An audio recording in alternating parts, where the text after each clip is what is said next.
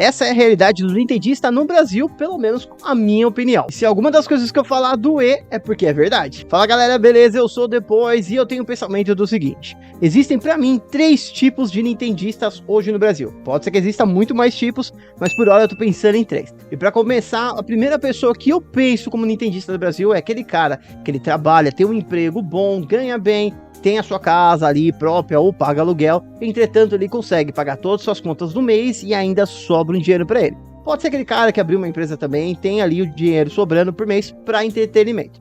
Então esse cara é o primeiro cara nintendista aí que eu consigo imaginar na realidade que a gente vive no Brasil. Ele tem as suas contas, paga as suas contas e consegue sobrar um dinheirinho que ele pode comprar um ou mais jogos por mês. Entretanto, dentro dessa mesma via de regra, a gente tem aquele brasileiro que mudou para outro país, ganha na moeda local, uma moeda melhor, e simplesmente consegue comprar um jogo pela facilidade de ganhar mais, uma moeda mais valorizada em um país onde o jogo, comparado à moeda dele, vai custar menos. Exemplo disso, Estados Unidos. Lá os jogos, lançamentos novos, você vai encontrar entre 60 e 70 dólares, vídeo Tears of the Kingdom.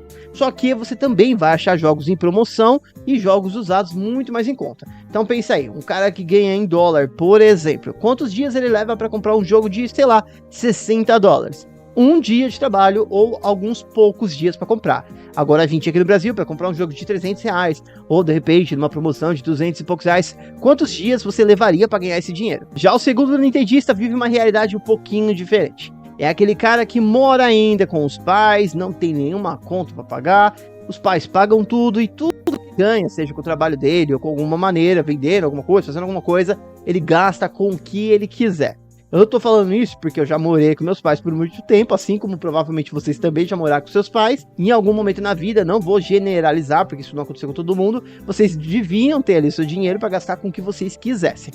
Então sim, a gente tinha essa opção de comprar o que a gente queria. Eu mesmo comprava jogo adoidado na época que eu morava com meus pais. Tinha uma belíssima coleção de GameCube, Nintendo 64, Super Nintendo, porque eu não tinha contas para pagar. O meu dinheiro era pro meu luxo e meu capricho. Então, a segunda realidade do nintendista no Brasil é esse tipo de cara, que ele não precisa se preocupar com nada e tem todo o dinheiro sobrando para ele, ou ainda dentro dessa realidade, é aquele fininho de papai que não trabalha, não paga conta porque não trabalha e tem tudo de mão beijada. Ele pede, ele ganha. E por último, a gente tem a terceira realidade do nintendista no Brasil, que é aquele cara que trabalha, tem as suas contas para pagar, entretanto ele vai ganhar provavelmente um pouco mais de um salário mínimo, às vezes até ganha bem, só que ele tem muitas despesas para pagar. Aluguel, carro, IPTU, IPVA, conta de água, luz, mercado, tem filhos para sustentar.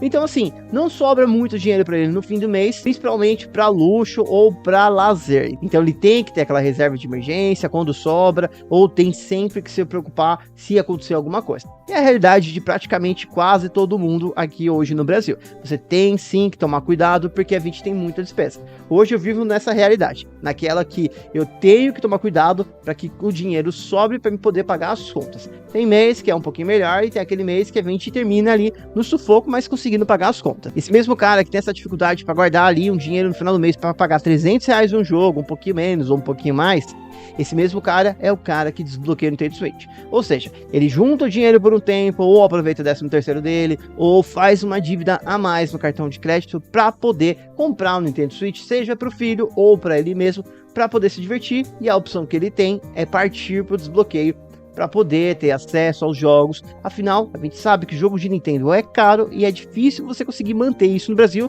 se você não estiver dentro dessas duas primeiras opções que eu acabei de citar. Entretanto, o importante aqui é você respeitar, indiferente da opção que a pessoa tiver.